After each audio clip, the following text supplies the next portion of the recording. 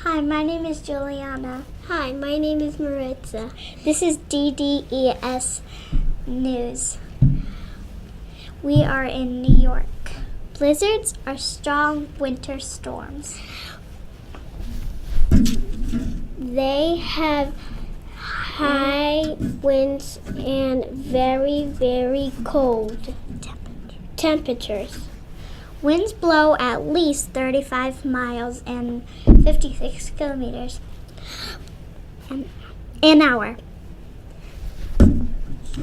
Everything is white. Blizzards start in winter when a front of cold air meets a front of warm air.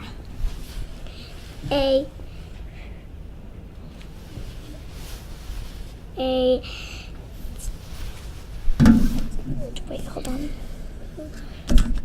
If you want to be safe in a blizzard, this is what you have to do. Stay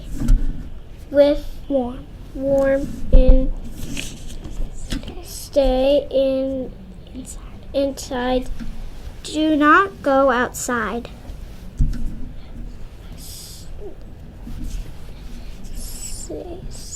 Stay warm. Be safe. Bye.